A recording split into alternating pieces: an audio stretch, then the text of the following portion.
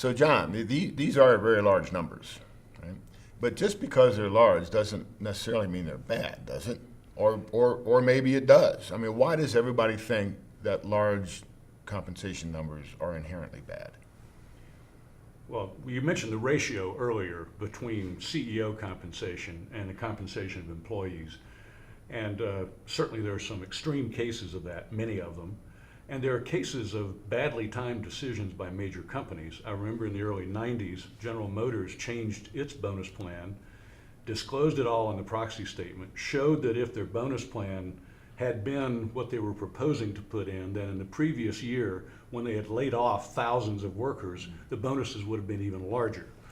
So very bad timing. And I think the negative consequence that can come from this kind of compensation is damage to management credibility within the company in the eyes of the workers.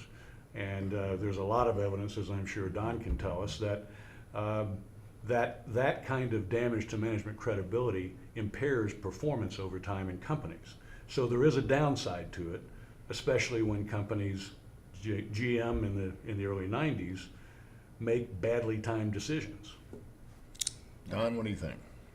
Well, just looking at harmful effects on the company, there are some writers, and it makes sense that when someone gets big compensation, and those ratios are very, very large, who is paying that extra compensation? When you get cases where middle management is squeezed or salary workers are squeezed, and to make room for the new champion, the new leader, does that affect morale? Some people think it does, and it affects morale adversely. You also have examples where performance and pay are not well aligned and the company does in fact suffer, and yet the CEO does not.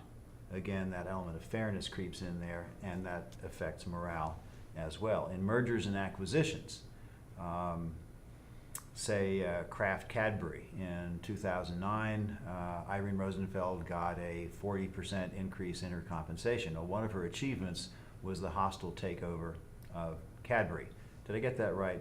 Kraft. She's the CEO of Kraft. And they took over Cadbury.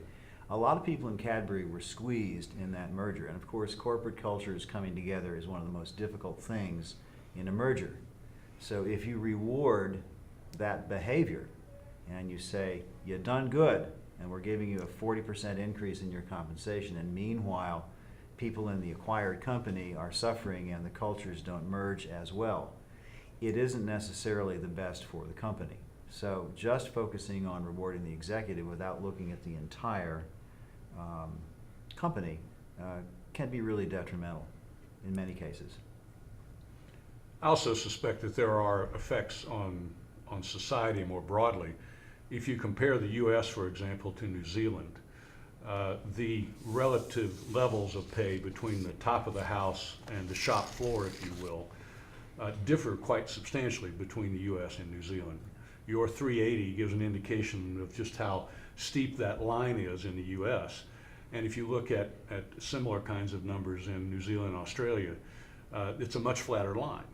And that suggests to me a set of values that says, yes, CEO job is maybe bigger and more complex, but that doesn't mean it's worth 380 times as much. So I think in some ways that line represents a value system that we hold, that winners take the prize. Maybe the tournament thing we talked about before.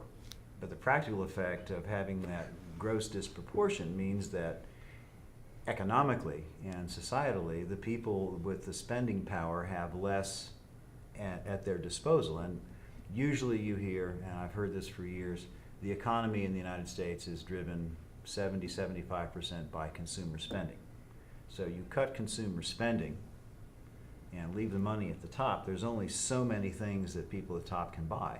So studies have shown repeatedly that a solid middle class with purchasing power creates demand, and that the demand in turn creates jobs, which is what we're looking for right now in this economy. Now, I don't know about New Zealand, but we're suffering somewhat here. So to the extent that the public sees, this high level of executive pay and other people being squeezed, it's a bad signal. in terms of its impact on the economy and society generally. Good.